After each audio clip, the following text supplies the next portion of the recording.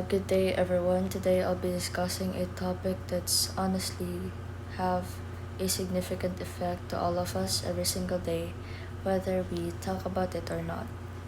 Fake news, specifically misinformation, malinformation, and disinformation. And to be honest, this topic is not just about any social media norms or random fake posts anymore.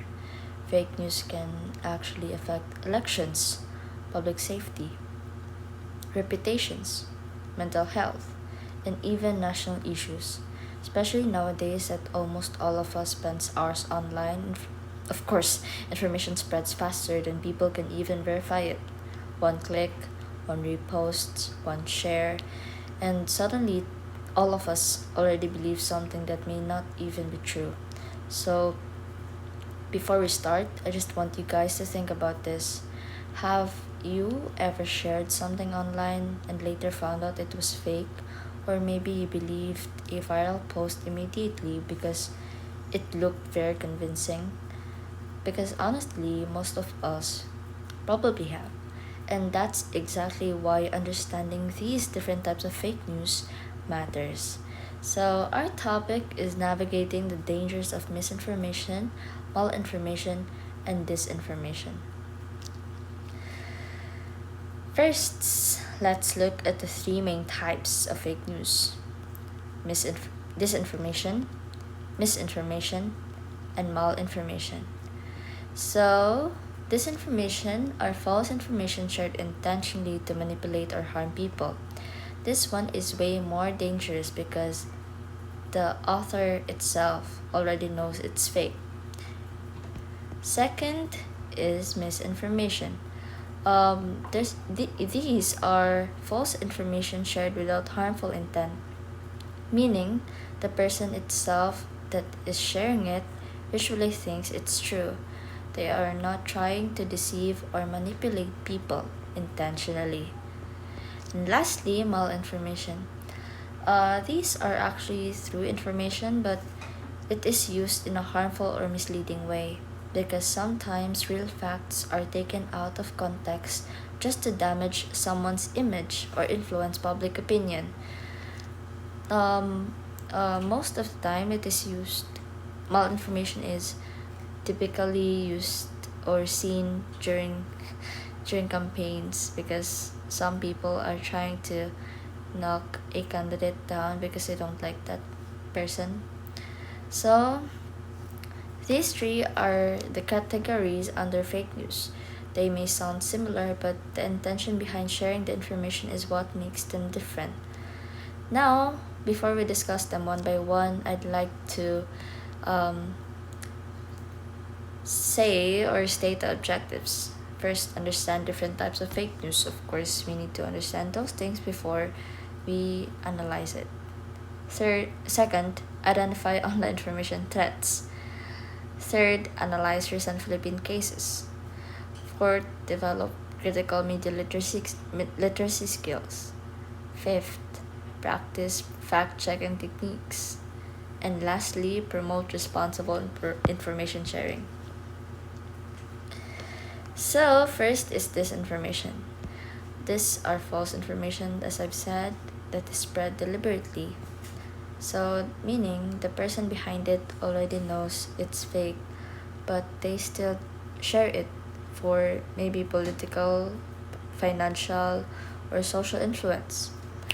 A recent example mentioned in this presentation involves AI generated political videos that is connected to Vice President Sara Duterte's impeachment issue in 2025.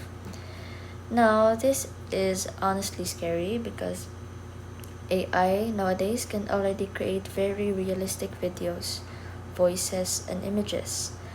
Some videos actually looked so authentic that many Filipinos online believed that the statements in the video were real. People reacted emotionally, argued online, and shared content immediately without verifying anything. And that's actually how this information works best. It targets emotions first before logic. So if a post makes people angry, shocked, scared, or emotional, they're more likely to repost it quickly without fact checking. So the analysis here is that the AI generated videos and coordinated posts became effective because they looked realistic. Like, actually, if you see it in actual, it actually looked realistic. But us, Gen Zs, can verify if it's AI. Stop using AI! Okay, so many users assumed authenticity simply because the editing was very convincing, and this shows something nowadays. Just because the content in the video is convincing and it looks very professional or realistic doesn't mean it's true. Nowadays, mga good fake content doesn't even look fake anymore.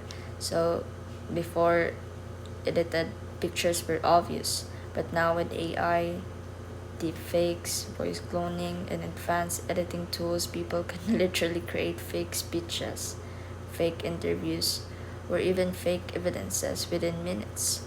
So how do we verify information?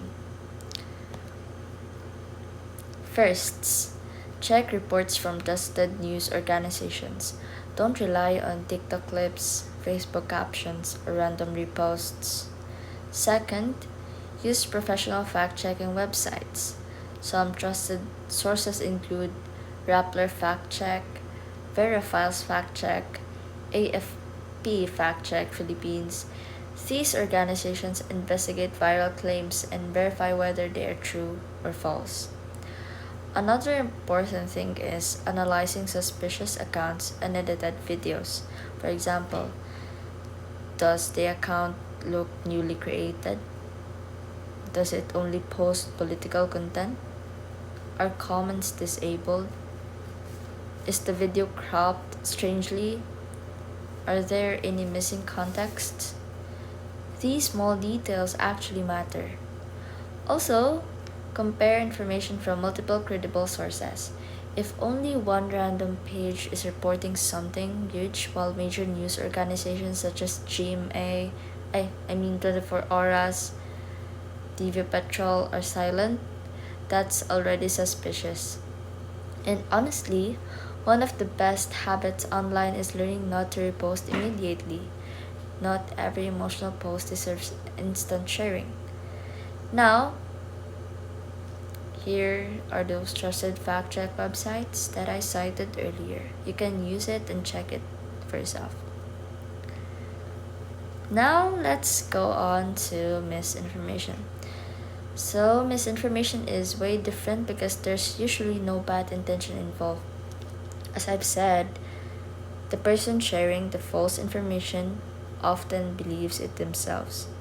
A recent example mentioned here happened during the tropical storm Mipa in 2025, when old flooding videos from previous disasters were reshared online and presented as if they were current flooding footage in the Philippines.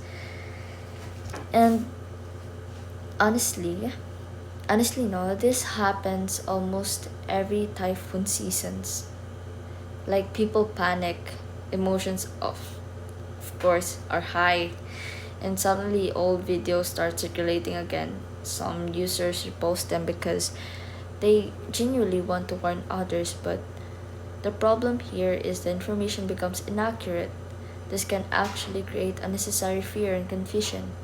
Imagine seeing an old flood video and you're thinking your city is already underwater when it's not. The analysis here explains that many people reshare the videos because they look believable and emotional, but fact checkers later confirmed that the videos were unrelated to the current typhoon. This is why emotional content spreads faster and people react first before investigating, of course. Now, how do we verify this kind of misinformation? First, check the original upload date. A lot of old videos suddenly become viral again during disasters or major events. Second, reverse search images and videos. If you upload a screenshot to search engines, sometimes you discover the content actually came from years ago or from another country. Third, read complete reports carefully. Many people only read headlines or captions without opening the actual article. And honestly, headlines can sometimes be misleading even if the article itself explains the full context properly. Also, depend on trusted media organizations instead of random influencers or repost pages. Again, reliable fact checking websites include Rappler Fact Check, Verifiles Check, AFP Fact Check Philippines, and one thing I really want to emphasize is this: being wrong online is normal sometimes, but refusing to verify information is dangerous because even if someone has good intentions, spreading false information can still be harmful. Now, let's move to malinformation. So, malinformation is probably the most complicated among the three because the information itself may actually be true. The problem here is how it is used. Malinformation happens when real information is shared intentionally to embarrass, manipulate, or damage someone. Sometimes real footage, real screenshots, or real statements are taken out of context to create a misleading narrative. The example in this presentation involves edited and selective video clips related to West Philippine Sea tensions in 2025. The videos used real footage, but important context and explanations were removed. As a result, viewers were pushed towards certain interpretations that may not represent the complete truth. And honestly, this happens a lot online. People people click only the dramatic part of the conversation while removing the explanation before or after it. So, technically, the clip is real, but the context is incomplete. An incomplete context can completely change public perception. The analysis explains that although the footage was genuine, removing important details manipulated public reactions and created misleading interpretations. This is why context matters so much in media literacy. A true statement without context can still become misleading. So, how do we verify malinformation? First, watch complete and unedited videos whenever possible. Never rely only on short clips, reels online because short clips can easily distort situations. Second, read full reports and not just captions. Third, compare information from multiple credible sources as much as you want.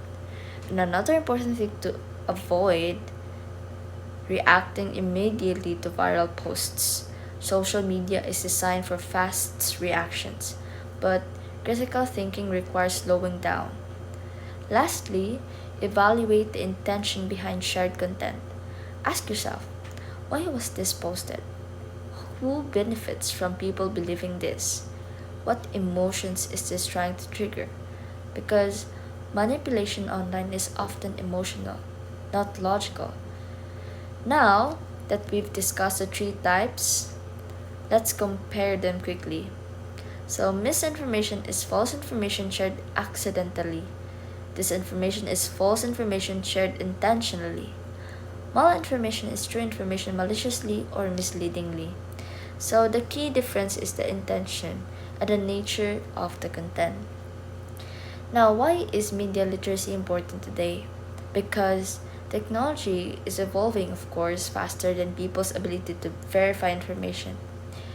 We do not know, maybe sooner or later AI can now generate an actual emotions even if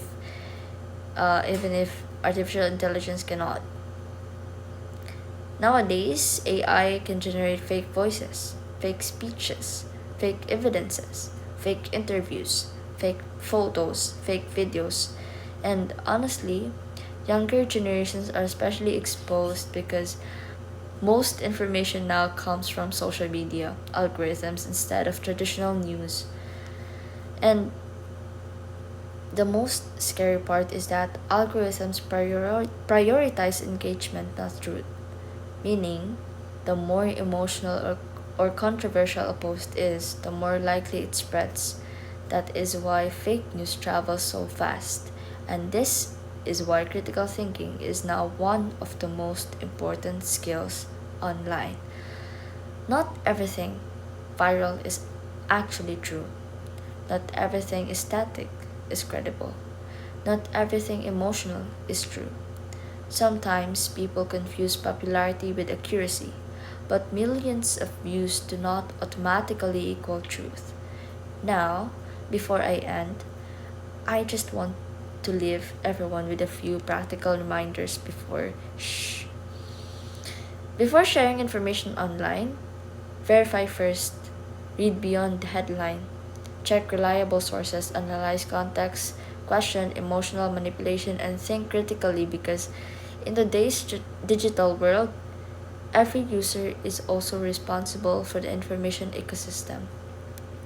One careless repost can contribute to misinformation, but one careful verification can prevent confusion and harm. And honestly, media literacy is not just about avoiding fake news, it's about becoming more responsible, more informed, and more critical.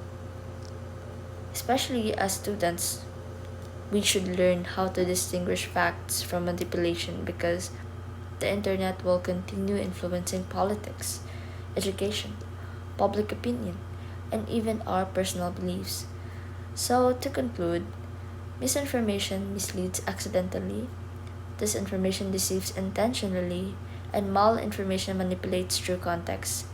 And the best defense against all three is critical thinking and responsible information sharing. Thank you, everyone, and that ends my discussion.